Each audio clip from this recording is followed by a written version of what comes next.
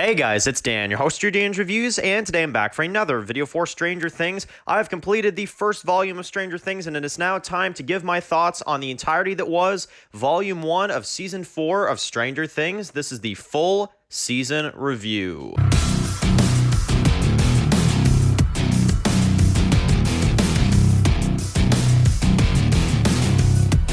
Alright guys, this is going to be doing another video for today. This one's going to be doing another video for Stranger Things, and in today's video we're going to be doing our full review for the first volume of Season 4 of Stranger Things. This is for Volume 1 reviews. So, I have finally now completed all of the episodes of Volume 1 of Stranger Things. Took me about another day or so just to make sure to, get them done. Of course, gather my thoughts a little bit and get ready for this review. So, let's talk about this season. Let's talk about these 7 episodes and what we had, and obviously kind of give our thoughts, our rating, and all that good stuff. So, man, you guys saw the review yesterday for the premiere, and obviously I will make sure to let you know before I get into any spoilers. This review will not be holding back on any spoilers, so of course, if you have not seen up till episode 7, be sure to not watch this review because I'm going to spoil everything in this review. I'm going to spoil every little detail. So, okay, we have a lot to talk about, so let's get into it. So, Season 4, Volume 1 of Stranger Things. Now, I had reviewed the premiere. I've reviewed the premiere yesterday, so,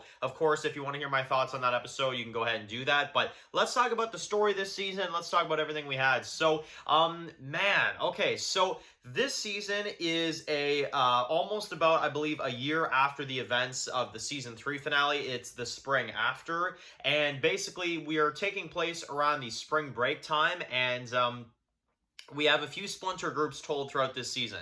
We have California with Eleven, Will, Joyce, and the rest that have moved out there, and what's going on with them. And then we've got Hawkins with Lucas and Mike and Max and Dustin and all them guys who are still living out there, Nancy and all them. And then we have Hopper, who is trapped out in Alaska, who is captured by the Russians, who obviously took him last season, right? So he's captured by them, and you've got kind of these splinter groups kind of all, split up throughout the season.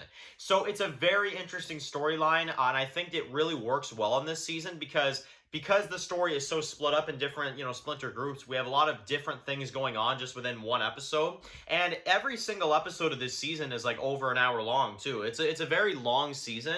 Even though there's only 7 episodes, the lengths of each episode is like, goes to about an hour to like an hour and a half. So, you get a lot of substance. And even though we've never ever had 7 episodes before, we usually always are greeted to either 8 episodes or 9 episodes. It kind of felt like we had almost like 10 episodes by the time this was done because the length was just so insane. So anyway, let's talk about the season from beginning to end. So the season begins, you've got everybody that's happy. Obviously, everybody's kind of split up, but they're all going to high school. Obviously, you've got what's going on with Lucas, and he's in kind of like the popular, club or whatever. You've got the Hellfire Club, obviously, with Dustin and Mike, and this new character named Eddie, who we talked about recently. And obviously, you've also got Eleven, who is being kind of bullied in school by this other girl, and she's not doing so well. She still doesn't have her powers, so she can't really do anything about all this bullying and all that. You've also got Joyce in this one, who's kind of investigating and stuff. She finds like this doll, which then you see inside the box later on is a message that Hopper is alive. So obviously, he, is very much alive, and we get to see that in this season. So, once we see, kind of where everybody's at, then the plot kind of thickens, okay? So, then we get Chrissy, who is obviously the one that gets killed by what we don't know at the time, but now we know is Vecna, who is our main threat of the Upside Down this season, who is very, very terrifying as we see the death of her in the season premiere. And Eddie is a witness to that. However, to the real world that doesn't know that the Upside Down exists, they would think of Eddie as the main suspect. So he kind of goes in hiding for a little bit, and this is kind of when the plot starts to thicken, right? So, then we get to see, obviously, everybody, you got Mike, who comes to visit Eleven. You get a really interesting episode there where they're, going roller skating and stuff like that. And she keeps getting bullied by the same girl who completely humiliates her in front of everybody. And Eleven basically has enough after a while and freaking just straight up hits her with the damn rollerblade. And Well, she gets injured pretty bad, and 11 then gets in trouble for it later on. So she gets in trouble. She actually goes to jail. She was going to go to juvie, but then we get reintroduced to the character from last few seasons who took over the lab. He basically wants to kind of offer 11, like, look, like, you're the only hope for us beating this thing. So we're basically gonna take you to the lab, give you your powers back, like a million times stronger than they ever were. And that's kind of the offer he gives her. And then we're reintroduced to the Papa characters. So yes, we do get the return of the Papa character. We saw him in flashbacks, and we see him once again here as, we kind of get a story told with 11, but we'll go into that a little bit later. So during the storyline with Hawkins, we've got, a lot of different things. We've got Eddie, who's in hiding. They then find him. They kind of get him on their side, kind of get him involved a little bit, and you've got our main squad, who are kind of starting to figure out all this stuff that's going down. Once again, in episode 2, we have another death from another kid who is the one that was, kind of doing the investigating with Nancy. He also gets killed. Same thing by Vecna and Vecna. So let's talk about Vecna here for a second. So obviously, by the end of this review, we'll talk about the huge reveal. But at least in terms of an intimidating threat, I think Vecna was incredible. I mean, we've had the Demogorgon. We've had a lot of other, creatures. And I always felt like the threats kind of in this show, it's always been one kind of complaint to me with this show, is that I feel like the threats are just kind of more and more and more of the same. They don't really feel all that different. They just kind of feel like the same type of thing to me, and I think that was always an issue I had with this show. But season 4 really, really reinvented it. Vecna was probably my favorite threat of this show so far, and in particular, the story they tell with him at the end of this half season. So anyway, we've then got some stuff going on with Max. She's not doing too well, not only mentally after what happened with Billy, but then you also see that Vecna is coming for her next. So you actually have a really interesting episode called Dear Billy this season, where she kind of gets captured, if you will, kind of mentally by Vecna. And in a really just horrific scene, as she basically gets taken, her body lifts up, all that stuff, and Max is kind of getting, controlled over Vecna. So they have to kind of stop this, right? And that's what goes on there. Now, meanwhile, you've also got Joyce in this season, right? So she's on her way to try to get Hopper back, because there are people from Russia that are, kind of telling her, like, you give us a certain amount of money, you meet us here, and we'll give you Hopper back. It's that simple. So she goes there thinking it's going to be that easy. They get screwed over by a guy that was not, not exactly legit. And he basically, poisons them and captures them, puts them in this plane.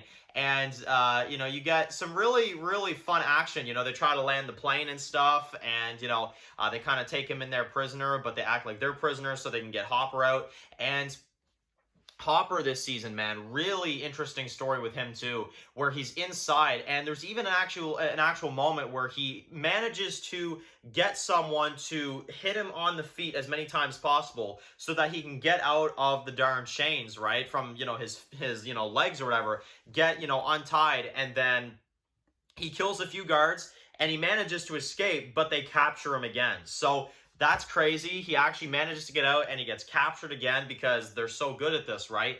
And, he's kind of bonding with this guy who is kind of a decent dude. This guy, he's kind of like the, one of the only ones that's, kind of decent in this, jail or whatever. So he kind of works with him.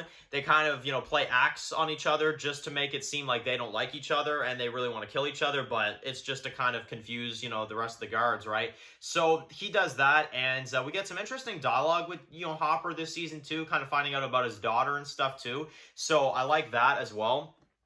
And then throughout the rest of the season, he's, forced to fight the Demogorgon, which we also see, using fire to kind of, take it away from him and stuff, which was a really cool fight. And at the end of the season, which I was really happy to see this, we actually get the reunion between Joyce and Hopper as they finally get him back, as they basically fight their way through and they get Hopper back. And, the mission was successful in the end, which was really, really awesome. So I was so happy to see that reunion. It's one of my favorite parts of the season just because we've kind of waiting for it throughout the whole thing. And, just when they see each other again, and the lengths that Joyce went to with that other friend of hers or whatever that we've seen in previous seasons, really just great stuff. Honestly, seeing that reunion was absolutely fantastic. So we've also got with the rest of the kids in this one, you've got Jonathan's like kind of nerdy friend who's kind of like this stoner type guy or whatever. He's kind of chilling with them at a point too. And, they're kind of, trying to figure this out. They go visit Susie at one part to get more information on Eleven and stuff. And we do get some minor stuff with Susie, but in particular, we're focusing on Steve and the rest of them. So obviously, Max is still getting controlled by them. They go into this, haunted house, which they appear to think that this is where Vecna is, taking place. So they go inside. You got some stuff like that, and I really like the interactions. Can I please add to? One of my favorite interactions this season are the dialogue scenes between Steve and Dustin. I love their dialogue. They're probably my favorite duo in this show. I'm not even gonna lie. Every time they're on screen together, it's just you're always laughing at something, or you're blown away by their plans, or you're this or that. I mean, the way they work together and the way they kind of just rub off on each other is really cool.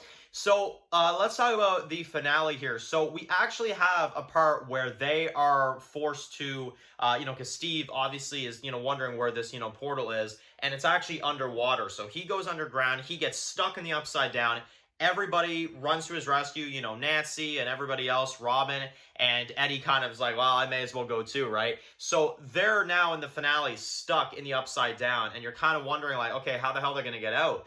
And really cool reveal in this one where you find out that the Upside Down actually is it's before. It's not like they're not in the current time. They're actually in 1983, which was right when Will went missing. So ever since then, they're just stuck in one timeline. The time is not moving in the Upside Down, and we find that out. Now, let's talk about how this wraps up, because Dustin manages to get the portal open at the old, trailer where, Chrissy died, and everybody gets through except for Nancy and Steve, who I believe is also on the outside trying to kind of snap her out of it. But Nancy is, captured or taken or whatever by Vecna. So it's kind of left on a cliffhanger. You kind of don't know what's going to happen, if Nancy's going to survive or if she's not, but they certainly leave you hanging. And well, basically, let's talk about Vecna now, which is the final part of this season. So you've got Eleven, who is trying to escape. She doesn't want to be here. Her papa is, making her go through all these tests, and all that stuff. And we find out that Vecna is actually a guy from the lab who at first tried to seem all nice. And he was like, 11, I can get you out of here and stuff. But as soon as she took whatever the hell that was out of his damn neck or whatever, he got her to do that so then he can do what he wants to do, wipe out everybody in the lab, wipe out, every, human, basically on the world. And he wants 11 to join him, but she refuses. So you see a really cool kind of 1v1 between the two of them with their powers. First time we've seen 11 like 1v1 with someone else with powers like that too. That was really sick. And she does manage to kill him. But we find out, and this is a crazy reveal, that actually with her doing that, and you see what happens to his body, she's what made the portal and what made the Upside Down. And at the end of the darn season, we actually find out that Vecna is the test subject 1, right? So that's him, and that's Vecna, and that's the same person. And that's how the season wraps up. So, damn. Oh, man. What a crazy ride this was. What is going to happen to Nancy? Vecna is one, number one. Number one is Vecna. And that's who it was the entire time. And that is kind of one of our big reveals, Everything is up in the air. Like I said, what's going to happen with Nancy now? What's going to happen with the rest of our characters? Hopper is now back with Joyce. Where is this going to go? Is Steve going to be all right? I mean, there is so much to see when this show returns. But at least for Volume 1, you guys are about to call me crazy. 9.5 out of 10. Only small detail I don't like about this season. Only small detail. I think the kids and Lucas and that whole crew looking for Eddie and looking for Dustin, not exactly my plot. I was kind of bored when I saw that stuff.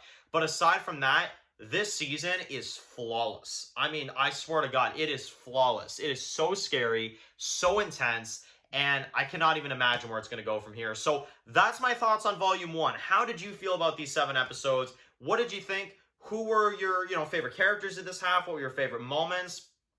Definitely let me know, but that is my thoughts on Volume 1 of Season 4 of Stranger Things. We'll be back when Volume 2 releases next month, but that is it for this video, guys. Thank you all so much for watching this video. Write your comments in the comment section below, and of course, guys, if you're new here, make sure to click that subscribe button so you don't miss my videos for Stranger Things. Follow Dan's Walk Reviews on Instagram, guys, and of course, I'll see you guys way soon for some more videos for Stranger Things. Enjoy the rest of your day, guys, and peace out.